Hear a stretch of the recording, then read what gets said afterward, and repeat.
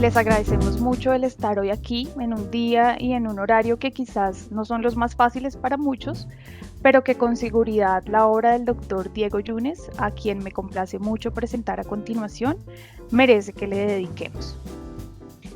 El doctor Diego Yunes es abogado y sociólogo de profesión. A lo largo de su carrera ha tenido importante influencia en el Estado colombiano y es gran conocedor del derecho constitucional de nuestro país, lo cual le ha permitido escribir durante 17 ediciones la obra Derecho Constitucional Colombiano, de la cual Legis ha tenido el honor de publicar desde el año 2012. El doctor Diego Yunes fue consultor de Naciones Unidas en control de la Administración Financiera del Estado y en descentralización, y coordinador de la Comisión para la Reforma del Estado durante el gobierno de Virgilio Barco. Dentro de sus responsabilidades en el Estado colombiano, se destaca su desempeño como secretario general del DANE, director del Departamento Administrativo de la Función Pública, ministro de Trabajo, magistrado y presidente del Consejo de Estado. Su amplio conocimiento y valiosa experiencia le han permitido publicar varios libros y ejercer la docencia durante 30 años en prestigiosas universidades de nuestro país. Tiempo que además coincide con los años que cumplió el pasado mes de julio nuestra Carta de 1991, a la cual el doctor Yunes quiso rendir un homenaje con la obra que hoy presentamos. Entonces, no siendo más, los dejo con el experto para que sea él quien nos cuente sobre su libro. Bienvenido, doctor Yunes. Un placer tenerlo con nosotros. Doctora María José, le agradezco muchísimo su presentación. Sea lo primero agradecer a Legis esta oportunidad que me da para hacer la presentación de la 17 edición de mi obra Derecho Constitucional Colombiano, y que, como aparece claramente en la portada de esta nueva edición, es dedicada a la rememoración de los 30 años de la Constitución de 1991. Voy a tratar algunos temas fundamentales de los que aparecen en el libro, de tal manera que el ilustre auditorio pueda hacerse una idea de cuál es la temática que se comprende en este amplio volumen sobre nuestra evolución constitucional y nuestro constitucionalismo colombiano.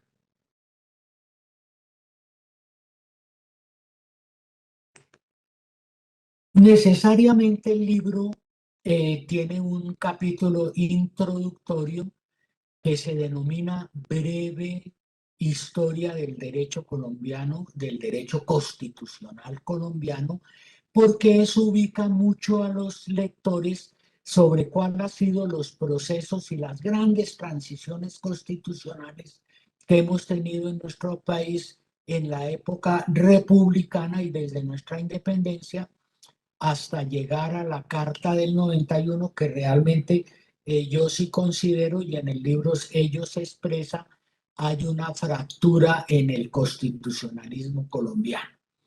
En esa primera época, pues recordamos nosotros fundamentalmente la Constitución de la Gran Colombia en el año 1919, luego la Constitución de la Nueva Granada o Constitución Granadina en el año 1832.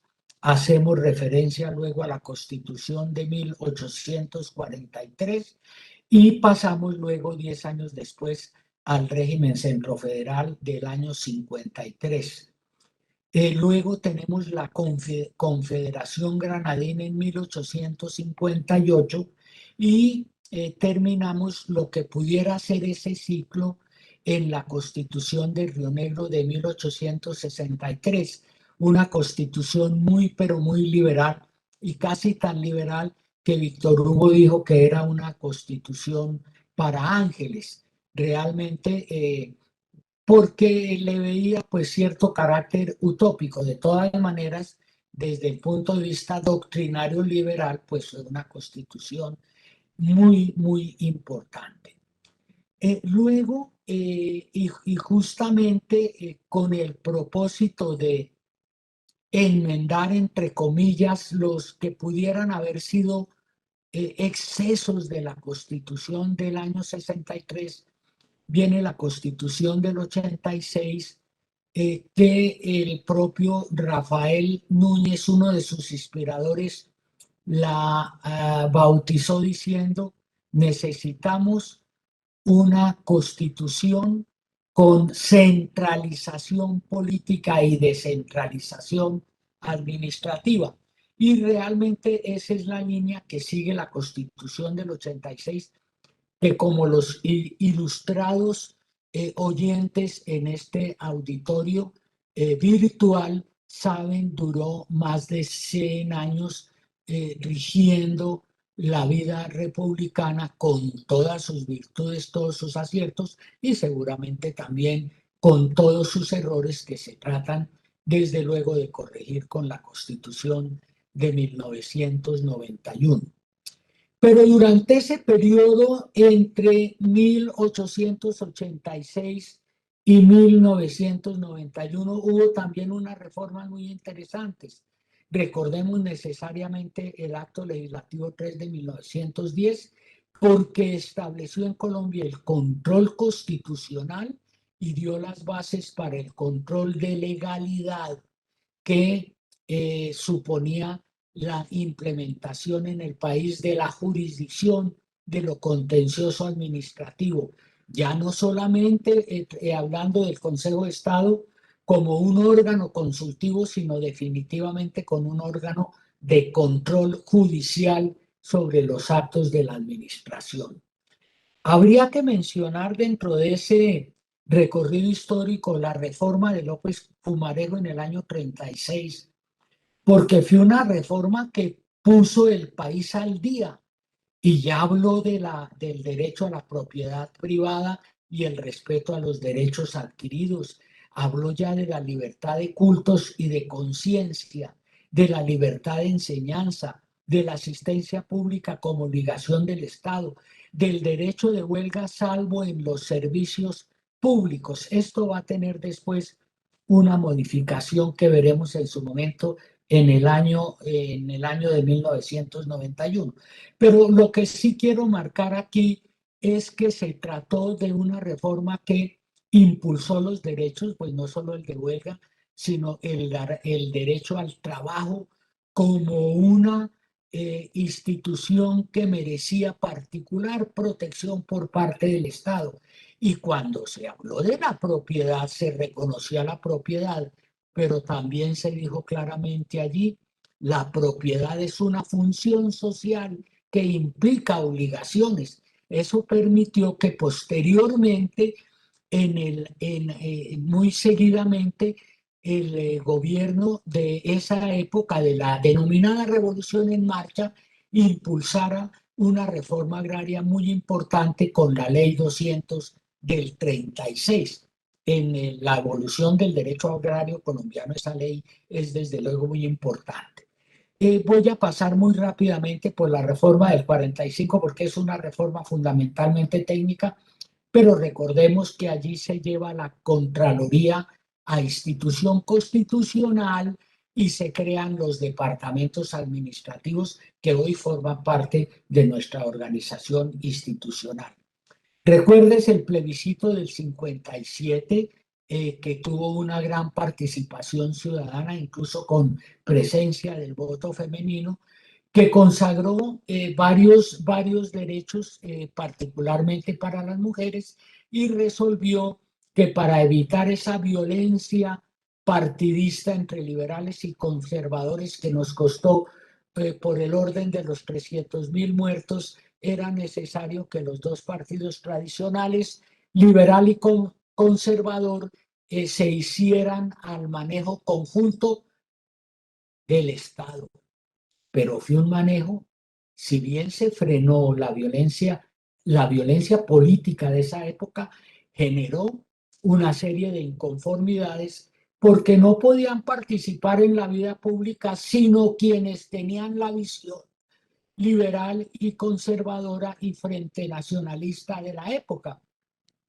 de tal manera que allí se fueron generando exclusiones que dieron origen después a movimientos insurgentes. La reforma de Carlos Lleras fue muy importante, fue una reforma que fortaleció el Ejecutivo y trató de poner un orden muy importante en la economía del país y un énfasis particularmente en la planeación. Luego, tanto el presidente López Michelsen como el presidente Turbay trataron de reformar la Constitución, pero ambas fueron fracasadas, y estos insucesos y las razones por las cuales no pudieron llevarse a cabo, pues se explican perfectamente en el libro y por eso me sustraigo de hacerlos. Bueno, eh, ¿qué pasa con el gobierno de Virgilio Barco? Virgilio Barco ya tenía claro que el país necesitaba hacer unos cambios institucionales y propone derogar el artículo 13 del plebiscito, que decía que solamente el Congreso podía modificar la Constitución. Y ya la idea era que la Constitución se pudiera modificar por plebiscito, referendo, asambleas, etcétera. Es decir, abrir un espacio democrático para lo que en la teoría sociológica se llama el cambio institucionalizado.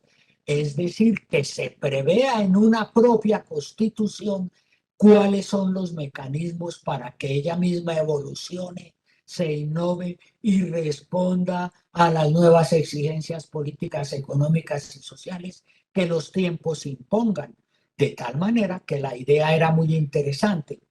Y incluso él presentó un proyecto de reforma ante el Congreso que hablaba nuevamente de derechos humanos, creaba el defensor cívico, tomaba la vicepresidencia, porque recuérdense que ustedes que antes había era el designado a la presidencia para reemplazar las faltas absolutas o temporales del presidente. Se preveía la doble vuelta, se preveía la Fiscalía, el Consejo Superior, la Corte Constitucional, incluso una sustitución de la Contraloría por un Tribunal de Cuentas. Y en el último debate, señores oyentes, oigan esto tan interesante, en el último debate, el presidente Barco, que había podido pasar a la historia como el gran reformador de la Constitución, y muchos de estos elementos se retomaron en la Constitución del 91, tiene que tomar la decisión de sepultar la reforma que ya estaba a pocas horas de convertirse en una nueva constitución. ¿Por qué? Porque algunos parlamentarios propusieron incorporar un plebiscito para resolver el tema de la extradición. Y Barco entendió que eso hubiera podido ser un germen de violencia que no se podría correr. Por eso le dice a su ministro Carlos Lemos Simons, hágame el favor, como ministro de gobierno, como se llamaba en esa época, sepulte la reforma. Y Carlos Lemos dijo, la sepultamos porque esto puede ser una carnicería. Bien, pero entonces se va abriendo esas inconformidades y esa imposibilidad de reformar la Constitución, genera en la juventud de la época el movimiento de la séptima papeleta. No podría mencionar muchísimos nombres porque incurriría en el imperdonable error de no mencionarlos a todos. Pero la juventud de ese año dice, vamos a incorporar en las próximas elecciones una séptima papeleta para que se convoque una asamblea que modifique la Constitución. Pero eso en estricto sentido no tenía una base jurídica. Pero de manera muy interesante el registrador dijo, de todas maneras voy a contar esas papeletas.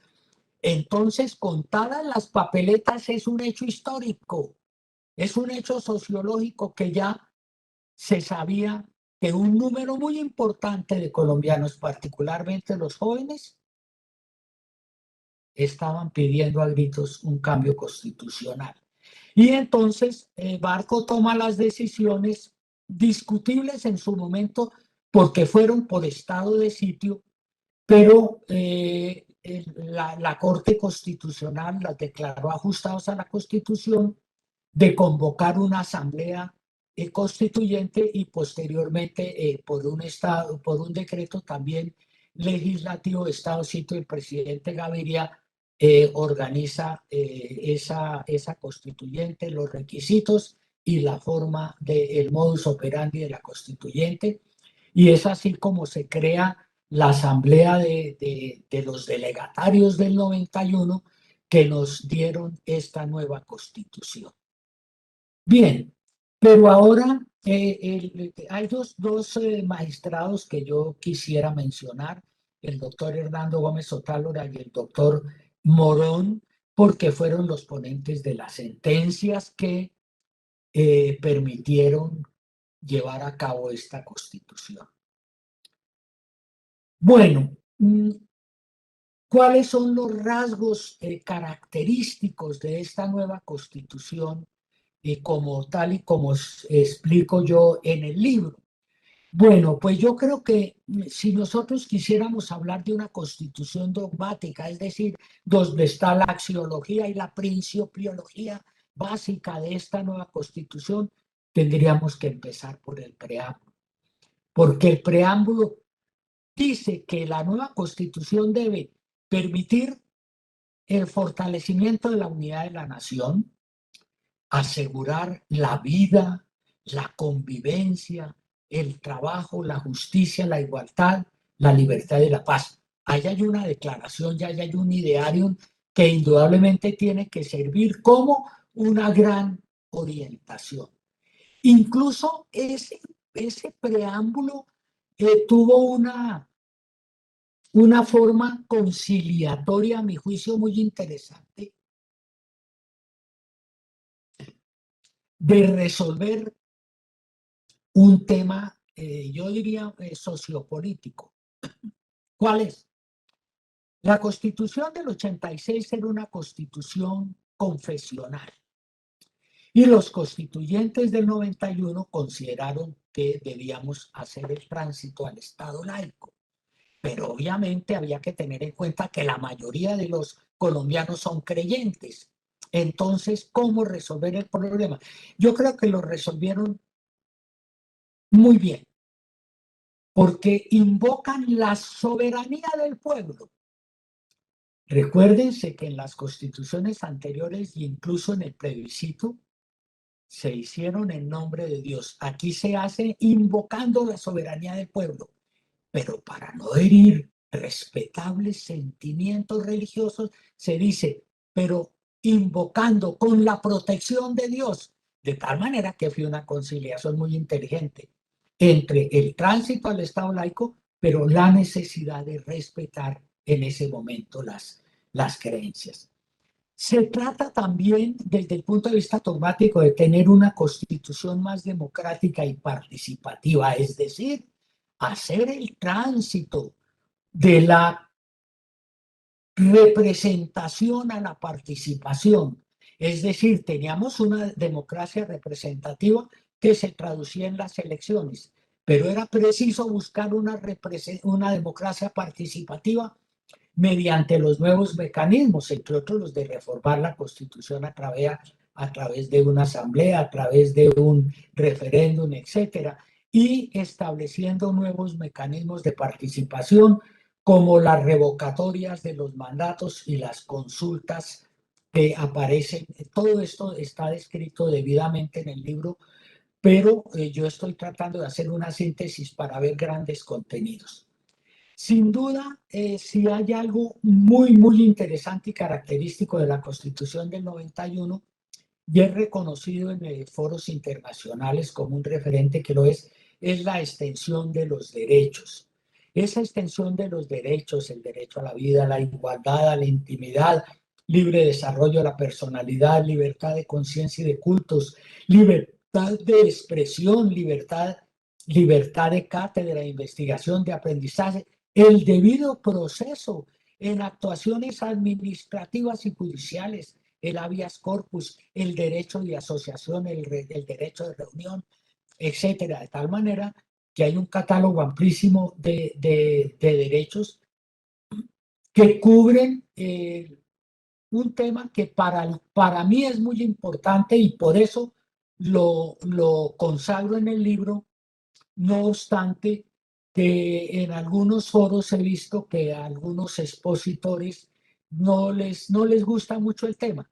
Pero a mí sí me parece importante hablar de la generación de los derechos porque todos no se generaron por generación espontánea, sino que fueron procesos hasta llegar, obviamente, además de los derechos que pudiéramos llamar clásicos que vienen desde la Revolución Francesa, a pasar a los derechos de la solidaridad, derechos económicos, a los derechos sociales, a los derechos ambientales, que me parece también un avance muy importante, de tal manera que la ecología también hace presencia en nuestros institutos constitucionales.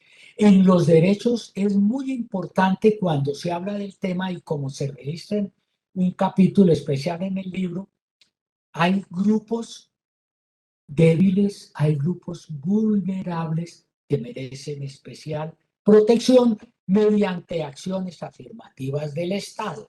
Pensemos en niños, pensemos en ancianos, pensemos en mujeres, particularmente mujeres embarazadas, pensemos en sujetos colectivos como los grupos étnicos, etcétera, etcétera.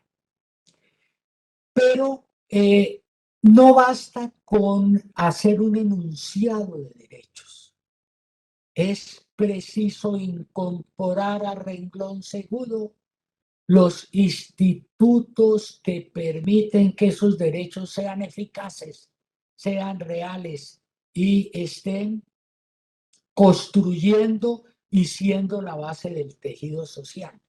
Por eso la Constitución se cuidó de todos los mecanismos de protección, empezando por el artículo 86 de la Constitución sobre la tutela, mecanismo que ha tenido un reconocimiento y un cariño por todos los ciudadanos, desde luego muy, muy interesante, porque ha sido un mecanismo fácil, expedito de dirigirse a una autoridad judicial para que le respete sus derechos fundamentales y obtener pronta respuesta, por el contrario de los mecanismos tradicionales del derecho procesal, que obviamente por atender unas formas absolutamente necesarias, pues sin embargo se toman tiempos en algunos casos excesivos, incluso contra el derecho al plazo, a que le resuelvan sus asuntos en un plazo razonable. Está también la acción de cumplimiento para hacer efectivo el cumplimiento de las leyes y de los actos administrativos.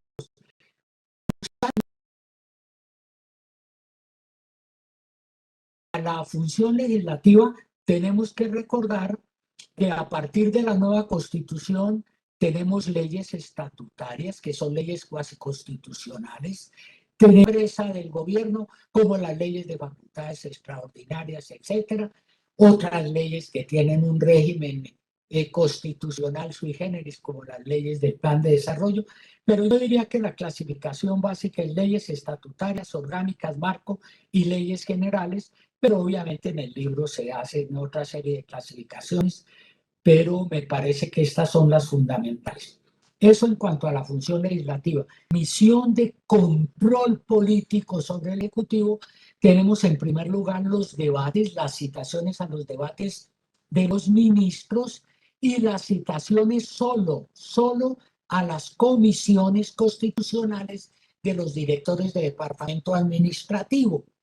Y tenemos desde luego la institución no estrenada de un origen más bien parlamentario o definitivamente parlamentario, pero que los constituyentes del 91 quisieron traer a nuestros textos para declarar la moción de censura, pues los ministros renuncian anticipadamente y puesto que ningún gobierno le gustaría que le declaren la moción de censura para sus ministros. Por eso, como les digo, no ha sido estrenada esta figura. Bueno, la constitución anterior, el Consejo de Estado, con funciones creado por el libertador Simón Bolívar en su función consultiva y creado o recreado como un órgano ya judicial contencioso por la reforma del 10, a la cual hicimos en su momento referencia. También estaba la jurisdicción ordinaria con la Corte Suprema de Justicia en sus salas de casación civil, penal y laboral.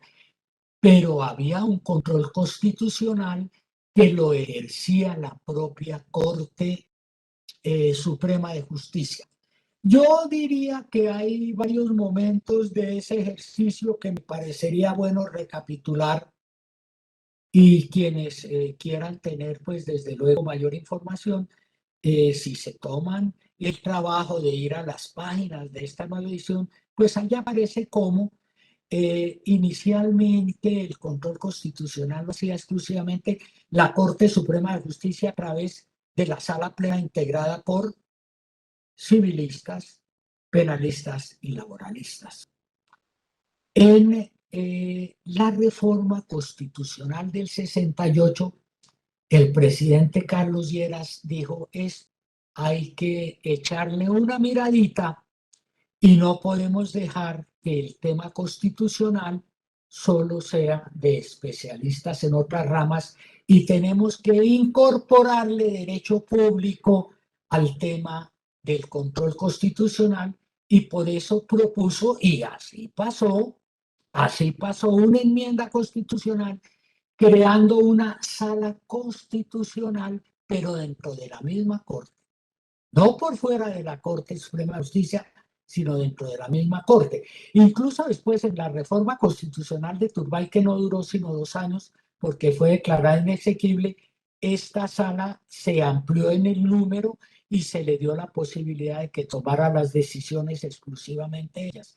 Pero lo que hay que marcar es que siempre eran parte de la Corte Suprema de Justicia, lo cual se rompe totalmente en la Constitución del 91, donde aparece una Corte Constitucional al lado del Consejo de Estado, al lado de la Corte Suprema de Justicia y con un órgano nuevo que es el Consejo Superior de la Judicatura para que administre la rama judicial y con su famosa división entre sala administrativa propiamente para que ejerciera el gobierno y la administración de la rama judicial y una sala jurisdiccional disciplinaria que su desprestigio la llevó a que fuera sustituida en el acto legislativo 2 de 1915 por la Comisión Nacional de Disciplina Judicial, que después de algunas dificultades, en fin, ya está en marcha.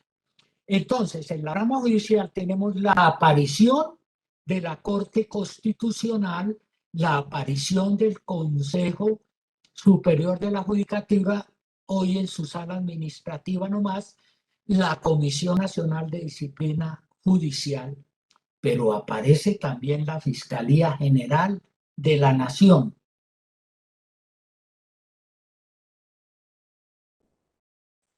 La Fiscalía General de la Nación que tiene la función, muy en síntesis, de perseguir los delitos. ¿Por qué? Porque antes los delitos se perseguían desde la Dirección Nacional de Instrucción Criminal, dependiente del Ministerio de Justicia. Y era un órgano, pues yo diría que sin la fuerza y sin la técnica que hoy tiene la Fiscalía, que además cuenta dentro de su organigrama con el Instituto de Medicina Legal y Ciencias Forenses, con todos los equipos técnicos ya de criminalística, de grafología, de genética forense, de medicina legal como tal, de psiquiatría forense, etcétera, unos equipos técnicos muy consolidados que obviamente sí guardan una gran distancia con la Dirección Nacional de Instrucción Criminal de la época anterior. Bueno, eso en cuanto a la Fiscalía General de la Nación. El Consejo de Estado pues sigue en la Constitución del 91, aparece fortalecido en la medida que se le entregaron funciones electorales muy discutidas si se quiere, pero que ahí están y que tampoco se le han quitado, de tal manera que el tema ha quedado solamente en debate. Bien, entonces la rama judicial pues aparece sustancialmente reformada. Además hay un artículo en particular sobre fuentes de derecho, que es el 230, que además de la Constitución, desde leyes está la ley, y como criterios auxiliares la jurisprudencia y los principios generales del derecho. Mi particular percepción es que la jurisprudencia ya no es sencillamente un criterio auxiliar, es una genuina fuente de derecho por muchísimas razones. Porque, pues, en primer lugar, el tema del valor de la jurisprudencia se ha acrecentado notoriamente, y además el tema del precedente y su obligatoriedad cobra cada día más fuerza, como lo registramos también en nuestra obra. Bien, pero recuérdese que en Colombia hay un control de constitucionalidad difuso.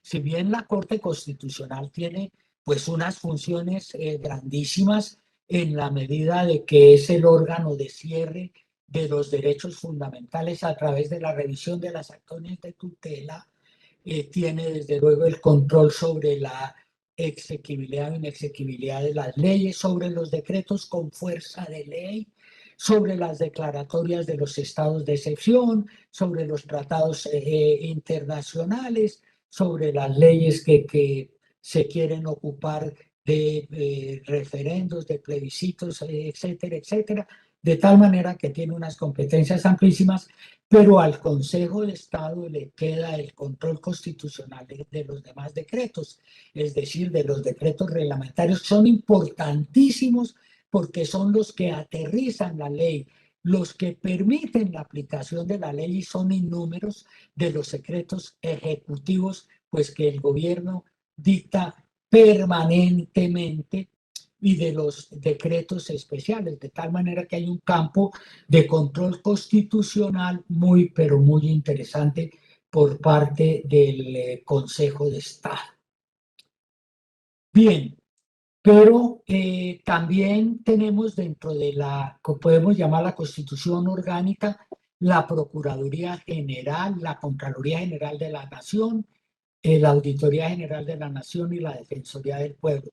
Hablemos rápidamente. Perdón, voy a mirar el reloj para controlar mi tiempo, y porque tenemos que ser muy respetuosos de este tema. Por eso voy a dar solamente temas gruesos en cada uno. La Procuraduría General de la Nación en la Constitución anterior obraba bajo la suprema dirección del gobierno. Eso ya no aparece. Entonces, si no aparece que la Procuraduría debe obrar bajo la suprema dirección del gobierno, quiere decir que el grado de autonomía que ganó la Procuraduría con los textos del año 91 pues es muy grande, sin duda alguna. La sola desaparición de ese texto, de esa frase, comillas, bajo la suprema dirección del gobierno, ya haría un cambio absolutamente fundamental. Pero más los otros, porque se fortalecieron las funciones del procurador, y el procurador, como líder y al mando de la Procuraduría, cuida de las tres grandes funciones: la función preventiva, la función de intervención judicial y la función de la conciliación, que yo creo que pues debería ser utilizada muchísimo más de lo que se está utilizando para prevenir pleitos y para evitar la congestión judicial. La Procuraduría tiene además una responsabilidad grandísima frente al grave problema que tiene Colombia de la corrupción. Yo creo que para mí el problema de la corrupción es tan grave como el problema del narcotráfico, como el problema de las guerrillas que no se desmovilizaron, etcétera. Es un problema absolutamente crítico. Se pierde mucho dinero y además se destruye el tejido social y se da un pésimo ejemplo a nuestras generaciones y desde luego genera una situación que en sociología se llama de anomia, de desorientación, de desconfianza, frente sobre todo a los jóvenes que ven cómo se dilapidan de esa manera a veces tan irresponsable y tan burda los dineros públicos. El procurador tiene ahí una responsabilidad y la Procuraduría y unos retos muy grandes que cumplir. Eh, la Defensoría del Pueblo es una entidad también, como lo es la Procuraduría, que debe impulsar y promocionar la defensa de los derechos fundamentales, de tal manera que Procuraduría y Defensoría del Pueblo están al frente de la defensa, la promoción, la divulgación y la efectividad de los derechos fundamentales.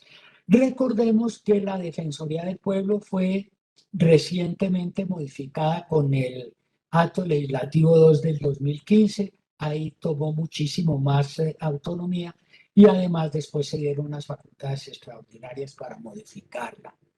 En cuanto a la Contraloría, pues no es, en el libro se hace una reseña de su evolución histórica y demás y de los grandes momentos, pero el tiempo me obliga solamente a decir que en el acto legislativo de 2019 se modificó sustancialmente la Contraloría General de la Nación, se cambió el control.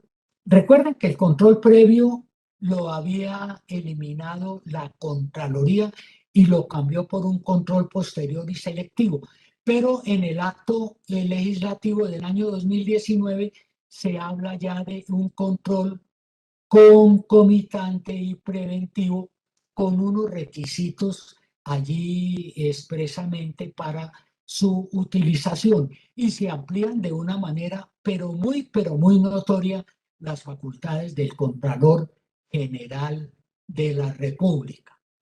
También aparece en nuestro mapa institucional constitucional, obviamente la organización electoral y los denominados organismos autónomos de régimen especial, que son el Banco de la República, que son la Comisión Nacional del Servicio Civil, los entes universitarios de carácter oficial y las corporaciones autónomas regionales.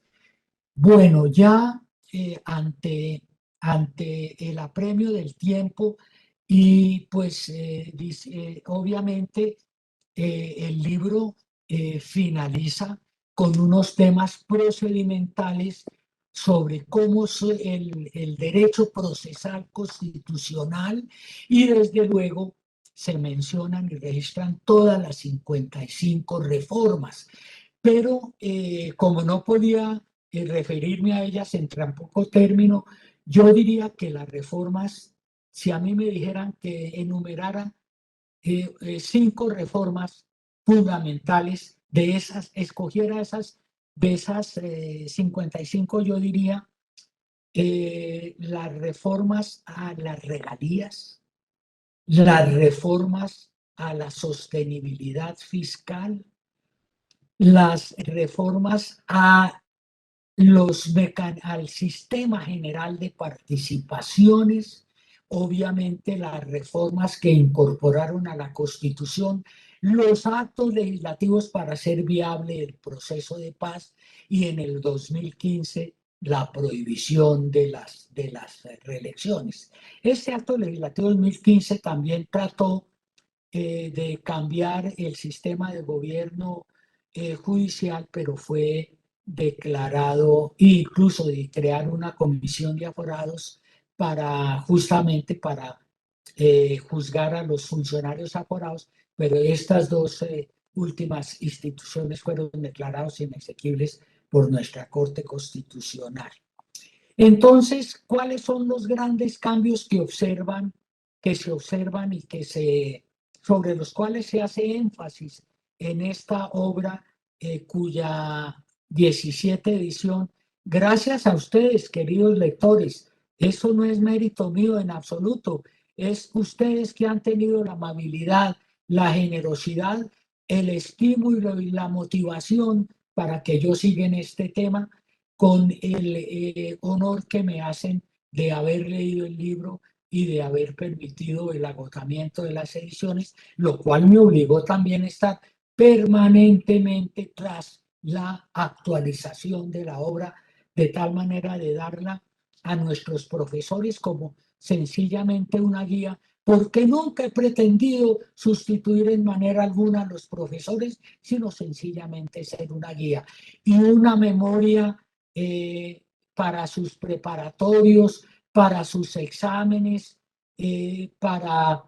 sus exámenes finales, para sus trabajos de investigación, para nuestros queridos estudiantes, no solo de derecho, porque hoy la Constitución se estudia también en las facultades de economía, en las facultades de administración, en la Escuela Superior de Administración Pública, desde luego en las facultades de Contraloría, en las facultades contaduría, de tal manera que en las facultades de ciencias sociales, en todas, porque la Constitución, como lo veremos, si algo tuvo fue que convocó a las otras disciplinas. Entonces, en síntesis, nuestro Estado, al volverse un Estado social de derecho, introdujo una visión legitimadora de respeto a los derechos, de respeto al ser humano, de respeto al tejido social. Es un Estado laico, pero laico no quiere decir antirreligioso, no, quiere decir que deja a todas las religiones en el mismo plano, respetando el credo que tenga cada cual. Pero no es un Estado antirreligioso, sino respetuoso de las conciencias y de la visión que cada cual tenga sobre estos temas tan sensibles y tan delicados de la religión. Se afinan los controles, la creación de la Corte Constitucional, indudablemente, y las nuevas atribuciones a los demás órganos de control, sin duda, hay que tenerlos en cuenta. La amplitud del catálogo de los derechos y la definición de los instrumentos para su protección, sin duda alguna que merecen toda la calificación de institutos renovadores, sobre todo si se comparan con las instituciones anteriores. En la redefinición del Estado de sitio. Nosotros vivimos toda nuestra época republicana en los últimos 50 años en estado de sitio con unas atribuciones muy grandes para el Ejecutivo. Eso obviamente atentaba contra la repartición y distribución del poder. Por eso, si algo hay interesante en la Constitución del 91 es el cambio del régimen del estado de sitio, cambiándolo por un estado de conmoción para los temas que pudiéramos llamar de orden público, político, policivo, y regulando los estados sociales, económicos y ambientales, por otro lado, como estados de excepción también. Pero, ojo, con un control muy riguroso, uno, en los propios textos constitucionales, dos, en las leyes regulatorias de los estados de excepción y tres, en la propia jurisprudencia de nuestras altas cortes y en particular de la Corte Constitucional. De tal manera que en esto sí es un panorama distinto. Y como evocaba al principio, ya no hay el famoso derecho de retención previsto en las constituciones anteriores que permitían al Ejecutivo por simples indicios, retener durante 10 días a personas sospechosas de atentar contra el orden público. Obviamente esto era una institución muy peligrosa en términos de respeto a los derechos humanos. La presencia del estado ambiental, del estado ecológico, preocupado por nuestras nuevas generaciones, también me parece que es un punto que hay que necesariamente subrayar, y en particular la protección a los sujetos vulnerables, a los sujetos que necesitan acciones afirmativas.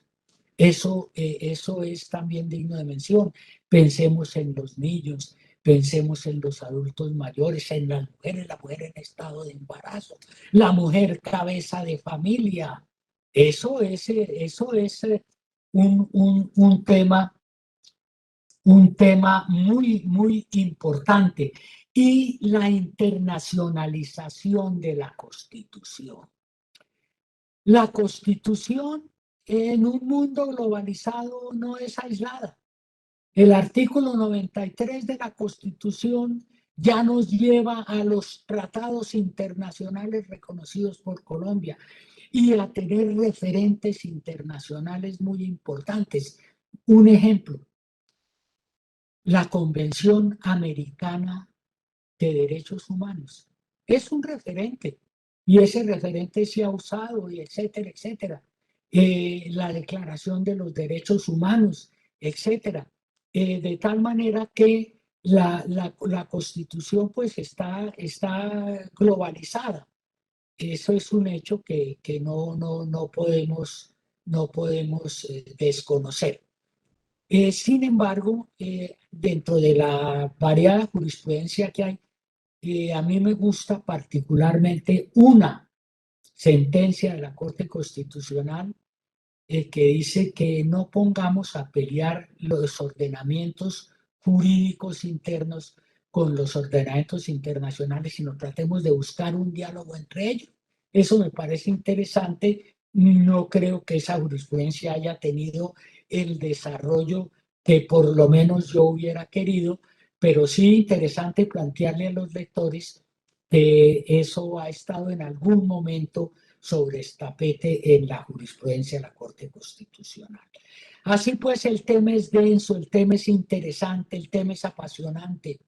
A todos ustedes quienes me han escuchado, la invitación a que sigamos construyendo un Estado democrático, un Estado social, respetuoso, y sobre todo que ojalá nos permita construir el tejido social en orden a que podamos vivir en paz, que la desigualdad la podamos corregir, que haya más igualdad de oportunidades para los colombianos, y el tema que me tiene a mí preocupado, y que no habrá intervención mía en este y en otro foro, y que podamos combatir la corrupción. Eso está minando la credibilidad de nuestras instituciones y es muy grave. Tenemos una linda constitución, tenemos unos lindos textos, pero los corruptos se encargan de hacerla, de quitarle esa tonalidad tan estupenda que vemos en los propios textos y en las propias intervenciones de los autores, de las cortes, etcétera, etcétera. No me quedaría más que agradecerles toda la paciencia en escucharme, y nuevamente mil gracias a los lectores, me honran y me motivan. Seguiré hasta que tenga fuerzas en esta actividad de actualizar mis libros. Doctora María José, creo que le corresponde a usted el uso de la palabra. Bueno, doctor Diego Yunes, pues muchas gracias. Maravilloso discurso. Sin duda que nos deja a todos contagiados de esa pasión que siente por el tema, y pues realmente quedaría un largo rato para escucharlo y quedarnos aquí ahondando mucho más en la obra. Pero pues como el tiempo no lo permite, entonces la invitación es para que todos quienes nos acompañaron se animen a adquirir el libro. El libro está disponible desde ya en todos nuestros puntos de venta. Tenemos 18 puntos de venta a nivel nacional, igualmente en las librerías del país y en nuestra tienda virtual si lo desean comprar de manera electrónica. Entonces, esa es la invitación y agradecerle nuevamente, doctor, por su compañía, por compartirnos ese vasto conocimiento que tiene y por hacerlo de esa manera tan agradable que nos tiene a todos cautivados. Nos encanta tenerlo como autor de nuestra casa editorial Legis y esperamos que siga siendo así por las ediciones que estén por venir. Gracias por sus palabras, doctora María José, y disfruté mucho este rato. Igualmente, doctor Yunes, un abrazo y muchas gracias a todas las personas que nos acompañaron en la sala.